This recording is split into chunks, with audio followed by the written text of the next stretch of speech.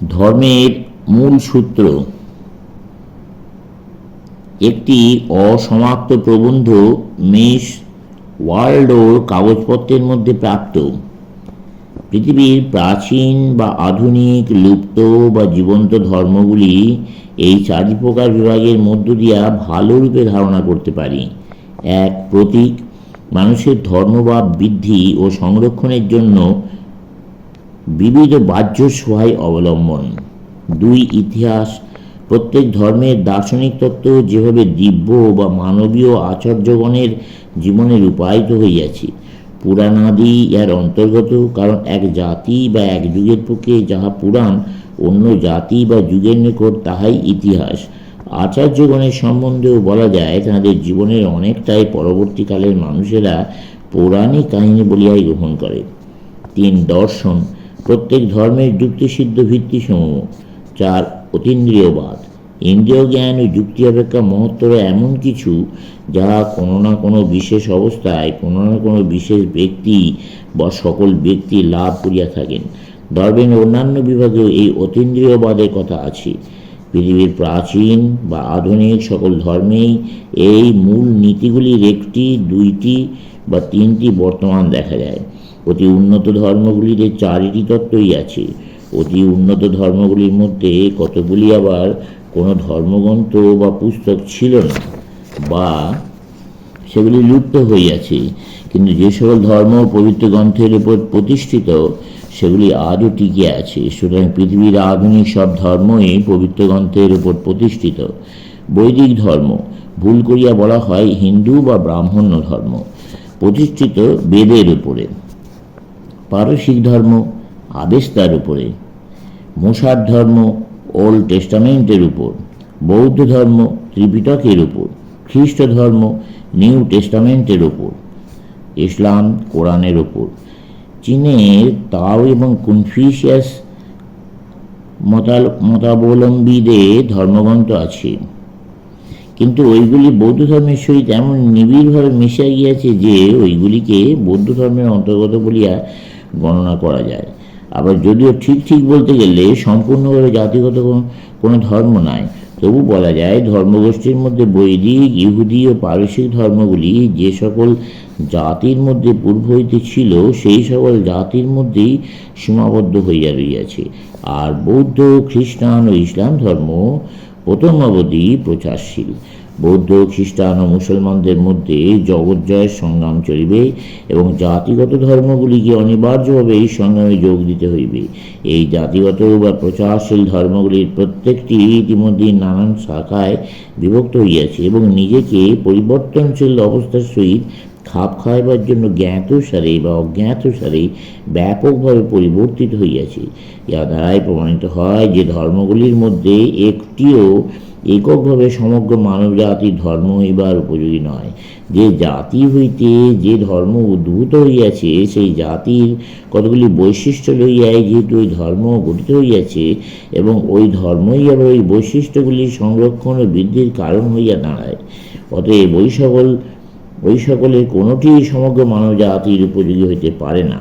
শুধু তাহাই নয়, উহাদের প্রত্যেক ধর্মে একটি নেতিবাচক ভাব আছে। প্রত্যেক ধর্ম মানব প্রকৃতির একটি অংশের বিকাশ সাধনে অবশ্যই সাহায্য করে, কিন্তু যাহা কিছু তাহার ধর্মে নাই সেগুলি দমন করিবার চেষ্টা করে।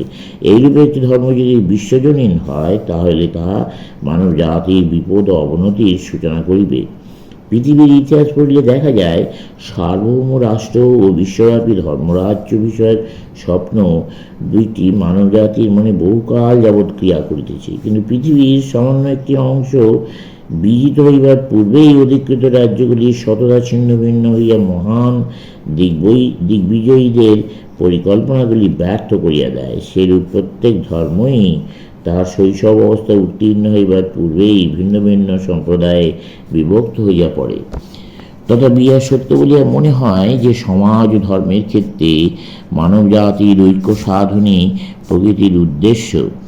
যদিও সেই ঐক্যের মধ্যে বৈচিত্র্যের সম্ভাবনা থাকিবে, সর্বাপেক্ষা স্বল্প বাধার পথে চলাই যদি কার্যসিদ্ধির যথাযথ উপায় হয়, তাহলে আমার মনে হয় প্রত্যেক ধর্ম যে এইভাবে বিভক্ত হইয়া সম্প্রদায়ে পরিণত হয় তা ধর্ম সংরক্ষণেরই একটি উপায়, কারণ তার ফলে কঠিন একত্বের নিগড় চূর্ণ হয় এবং উহাতেই আমরা যথার্থ পন্থার নির্দেশ পাই। অতএব মনে হয় উদ্দেশ্য সম্প্রদায়গুলির ধ্বংস নয়, বরং উহাদের সংখ্যা বৃদ্ধি, যে পর্যন্ত না প্রত্যেক ব্যক্তি নিজেই একটি সম্প্রদায় হইয়া দাঁড়ায়। অন্যপক্ষে আবার সব ধর্ম মিলিত হইয়া একটি বিরাট দর্শনে পরিণত হইলেই ঐক্যের পটভূমিকা সৃষ্ট হয়। পৌরাণিক কাহিনী বা আনুষ্ঠানিক ক্রিয়াকর্ম দ্বারা কখনো ঐক্য সাধিত হয় না, কারণ সূক্ষ্ম ব্যাপার অপেক্ষা স্থূল বিষয়েই আমাদের মতদ্বৈধ হয়। একই মূলতত্ত্ব স্বীকার করিলেও মানুষ তার আদর্শস্থানীয় ধর্মগুরুর মহত্ব সম্বন্ধে ভিন্ন ভিন্ন মত পোষণ করে। সুতরাং এই মিলনের ফলে এমন একটি দার্শনিক ঐক্য আবিষ্কৃত হইবে, যা ঐক্যের ভিত্তি হইয়া দাঁড়াইবে। অথচ প্রত্যেকেই নিজ নিজ আচার্য বা সাধন পদ্ধতি নির্বাচন করিবার স্বাধীনতা পাইবে। সহস্র সহস্র বৎসর ধরিয়া এরূপ মিলন স্বাভাবিকভাবে চলিয়া আসিতেছে। শুধু পারস্পরিক বিরুদ্ধাচরণ দ্বারা এই মিলন মাঝে মাঝে শোচনীয়ভাবে প্রতিহত হইয়াছে। অতএব পরস্পর বিরুদ্ধাচরণ না করিয়া প্রত্যেক জাতির আচার্যগণকে অন্য জাতির নিকট পাঠাইয়া সমগ্র মানব সমাজকে পৃথিবীর বিভিন্ন ধর্ম শিক্ষা দেওয়া উচিত। ইহা দ্বারা বিভিন্ন জাতির মধ্যে পরস্পর ভাবের আদান প্রদানের সহায়তা হইবে। কিন্তু খ্রিস্টপূর্ব 2য় শতকে ভারতের মহামতি বৌদ্ধ সম্রাট অশোক যেরূপ করিয়াছিলেন, আমরাও যেন সেরূপ অন্যের নিন্দা হইতে বিরত হই, অপরের দোষ অনুসন্ধান না করিয়া তাকে সাহায্য করি এবং তার প্রতি সহানুভূতি সম্পন্ন হইয়া তার জ্ঞান লাভের সহায় হই।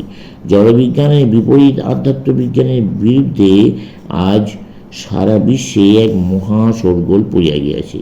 আমাদের ঐহিক জীবন ও এই পরিদৃশ্যমান জগৎকে দৃঢ় ভিত্তির উপর প্রতিষ্ঠিত করিবার জন্য আমাদের ইন্দ্রিয় জ্ঞানের সীমার বহির্ভূত সকল ভাবের বিরুদ্ধে সংগ্রাম করা অতি দ্রুত একটি ফ্যাশনে পরিণত হইতেছে। এমনকি ধর্ম প্রচারকেরাও একের পর এক এই ফ্যাশনের নিকট আত্মসমর্পণ করিতেছেন। অবশ্য চিন্তাহীন জনসাধারণের সর্বদা সুকাভ ও ভাবরাশি অনুসরণ করে, কিন্তু যাহাদের নিকট অধিকতর জ্ঞান আশা করা যায়, তারা যখন নিজেদের দার্শনিক বলিয়া প্রচার করেন এবং এই অর্থহীন ফ্যাশন অনুসরণ করেন, তখন উহা সত্যই শোচনীয়। আমাদের ইন্দ্রিয়গুলি যতক্ষণ স্বাভাবিক শক্তিসম্পন্ন, ততক্ষণ তাহারা আমাদের সর্বাপেক্ষা বিশ্বাসযোগ্য পথপ্রদর্শক, এবং সেগুলি যেসব তথ্য সংগ্রহ করিয়া দেয়, সেসব যে মানবীয় জ্ঞান সৌধের ভিত্তি, একথা কেহ অস্বীকার করে না। কিন্তু যদি কেউ মনে করে মানুষের সমগ্র জ্ঞান শুধু ইন্দ্রিয়ের অনুভূতি, আর কিছু নয়, তবে আমরা ওই কথা অস্বীকার করিব। যদি প্রাকৃতিক বিজ্ঞান বলিতে ইন্দ্রিয়লব্ধ জ্ঞানই বোঝায়, তবে বেশি আর কিছু নয়, তবে আমরা বলিব এরূপ বিজ্ঞান কোনোদিন ছিল না, কোনোদিন হইবেও না। উপরন্তু শুধু ইন্দ্রিয় জ্ঞানের উপর প্রতিষ্ঠিত কোনো জ্ঞান কখনো বিজ্ঞান বলে গৃহীত হইতে পারিবে না।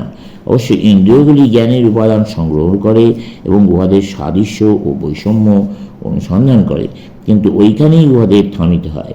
প্রথমত বাইরের তথ্য সংগ্রহ ব্যাপারও অন্তরের কতগুলি ভাব এবং ধারণার উপর, যথা দেশ ও কালের উপর নির্ভর করে। দ্বিতীয়ত মানস পটভূমিকায় কিছুটা বিমূর্ত ভাব ব্যতীত তথ্যগুলির বর্গীকরণ বা সামান্যীকরণ অসম্ভব।